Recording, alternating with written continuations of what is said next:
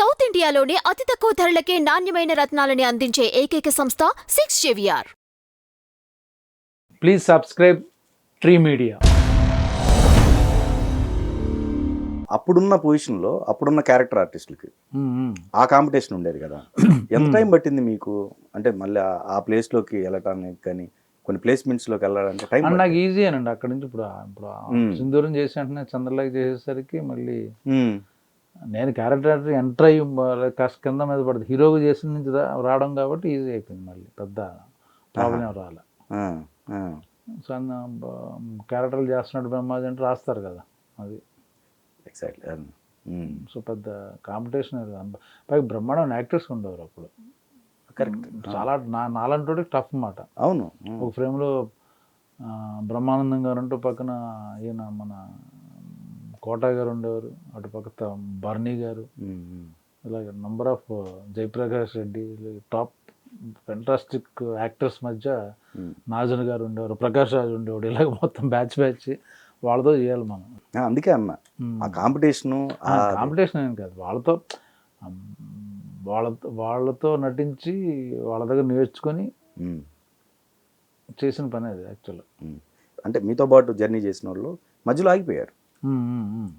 వాళ్ళు రకరకాల కొన్ని క్యారెక్టర్ చేశారు కానీ మధ్యలో ఆగిపోయారు. బట్ మీరు ఎక్కడ ఆగల ఆ ప్లానింగ్ అదే. అందుకే అంటే నేను అన్నీ నాకు ఇప్పుడు ఏదో సేమ్ సింధూరం సీరియస్ క్యారెక్టర్ చేసి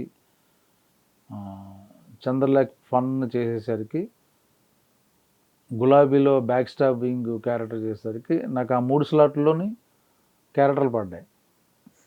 so I'm not only comedian, like all rounder అంటారు చూడండి, అన్ని క్యారెక్టర్స్లో ఉన్నా నేను. అది నాకు అడ్వాంటేజ్ అయింది. ఒక సినిమాలో సపోర్టింగ్ క్యారెక్టర్ అన్నారు, ఒక సినిమాలో హీరో ఫ్రెండ్, ఇంకో సినిమాలో కమెడియన్, లేకపోతే ఇంకో విలన్, ఒక ఎమోషనల్, మొత్తం ఏదో స్లాట్లో ఉండేవాడిని. ఒక ఇమేజ్ పట్టుకుని ఆ ఇమేజ్లో లేను. అన్టచబుల్ క్యారెక్టర్స్ కొన్ని చేయకూడనే ఉంటాయి, వాటిని కూడా మీరు అటెంప్ట్ చేయలేదు కదా. అంటే అవి చేస్తే మళ్ళీ క్యారెక్టర్స్ రావేమో. అదేం లేదండి. బట్ నేనేంటి ఏం చేయనంటే వెకిలిగా చేయను సినిమాల్లో. వెకిలితనం, బూతులు మాటలు, డబుల్ మీనింగ్లు అన్న బేస్కి నాకు ఇంట్రెస్ట్ లేదు. ఓకే. సో దానికి ఎప్పుడైనా సరే సెట్లో కూడా ఒక లిమిట్ దాటుతాను నేను చేయని చెప్తా, అది బాగుండదు అది. సో మీవి పాండ్ బజార్లో మేజర్ కష్టాలు అంటే ఏమిటి అండి? సార్ ఇప్పుడు కష్టం అనే పదం దాని డెఫినేషన్ ఎలా ఉంటుందంటే,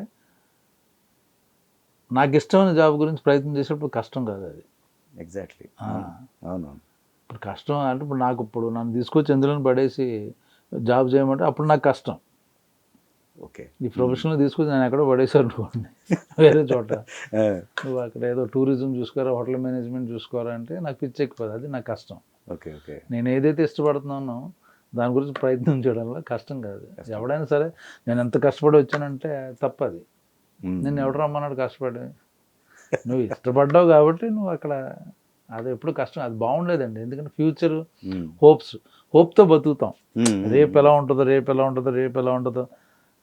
అక్కడే ఈ రోడ్లోనే చిరంజీవి గారు నడిచేవారు, వాళ్ళ పలానా రోడ్లు అక్కడ వాళ్ళందరూ మెస్లో భోజనం చేసేవారు, వీళ్ళందరూ ఈ స్టోరీలు వినేవాళ్ళం. మీరు ఎవరెవరు? వాళ్ళందరూ వంశీ గారు, మీరు మీ బ్యాచ్ ఎవరెవరండి? తర్వాత పరిచయం వీళ్ళందరూ మా డైరెక్టర్లు చాలా ఉన్నాడు, వీరశంకర్ కానీ, లేకపోతే మన వైవే చౌదరి, ఇంకా రవితేజ, అది అంటే ఆవుతి ప్రసాద్, శివాజీరాజు, ఓకే, మన హరిప్రసాద్ గారు, సుధాకర్ గారి దగ్గర ఒక రూమ్ ఉండేది అక్కడ, 120 అబిబుల్లా రోడ్ అంటాం దాని పేరు. ఓకే. అక్కడ ఈవినింగ్ అందరూ చేరేవాళ్ళం, మా ఇన్స్టిట్యూట్ బ్యాచ్ అంతా ఎక్కడెక్కడ ఉన్నా సరే ఈవినింగ్ టైం అక్కడ చేరేవాళ్ళం అన్నమాట. ఇది వాళ్ళ సుధాకర్ గారి రూమ్లోకి వెనకాల హరిప్రసాద్ ఉండేవాడు, ఒక పెద్ద రూము, అక్కడికి సుధాకర్ వచ్చేవారు అన్నమాట, హరిప్రసాద్ ఫ్రెండ్స్ కాబట్టి. ఓకే. జీవ గారు కూడా వచ్చినప్పుడు ఉండేవారు అక్కడ. సో అక్కడ గ్యాంగు శివాజీరాజు, నేను, మొత్తం బ్యాచ్, నర్రా శ్రీనివాసు, అక్కడ కలుసుకునేవాడు అందరం, కిషోర్, ఇంకా మొత్తం మా సీనియర్స్, మావతి ప్రసాద్. అతడు సినిమానే ఎక్కువగా మీమ్స్లో ఎక్కువ వాడుతూ ఉంటారు. అతడు మన కృష్ణగడ వీర ప్రేమ కదా, ఆ, అదోడు వాడతారు, ఆ. అతడు ఎక్కువ. మే- దాని తర్వాత లేటెస్ట్ అండి మంచి కృష్ణగడ వేరు ప్రముఖ అదే మీమ్స్లో వాడుతుంటారు. ఉమ్, మళ్ళీ నా మీద కోపం అనుకోండి జనాలకి, వాళ్ళు ఏం చేస్తారంటే మా సోను సూద్ నన్ను కొడుతున్న షాట్లు వేస్తుంటారు. నేను సోను సూద్ ఏకనిరంజన్ అది కూడా కాదు, ఇంకోటి ఉంది. అవి ఎక్కువ వేస్తారు. బిజినెస్ మ్యాన్ లో మహేష్ బాబు మహేష్ బాబు కొట్టేది, కొట్టేది ఉంది చూసారా? మహేష్ బాబు కొట్టేదాన్ని ఈ- దీన్ని ఈ ఎక్కువ మధ్య విపరీతంగా వైసీపీ వాళ్ళు ఆడుతున్నది ఆ షాట్. ఓకే ఆ షాట్ వాడి మిగతా చూపించటం అనమాట. సో ఇంట్లో ఉంటే మీరు ఎక్కువగా ఆ, కుక్కలే కుక్కలతోటి వాటితోటి పెట్స్ అంటే బాగా ఇష్టం. బాగా. మ్యారేజ్ కూడా అక్కడే జరిగింది కదా మీకు? హైదరాబాద్ జరిగింది. ఏది మన వంశీ గారు ప్లస్ వీళ్ళే దగ్గరుండి. వంశీ, రమ్య, ఆ, జగపతి బాబు గారు, రాంప్రసాద్ గారు, ఆ, ఇంకా మన గంగరాజు, ఊరిమల గంగరాజు గారు, ఉమ్, ఉమ్, మా మొత్తం మా బ్యాచ్ అంతా ఉమ్. వాళ్ళందరూ డైరెక్ట్లు అయిపోయారు. నందిని రెడ్డి కానీ రవితేజ ఉన్నాడు, మిగతా వాళ్ళందరూ ఓకే. మొత్తం వాళ్ళందరూ కలిసి చేశారు అన్నమాట.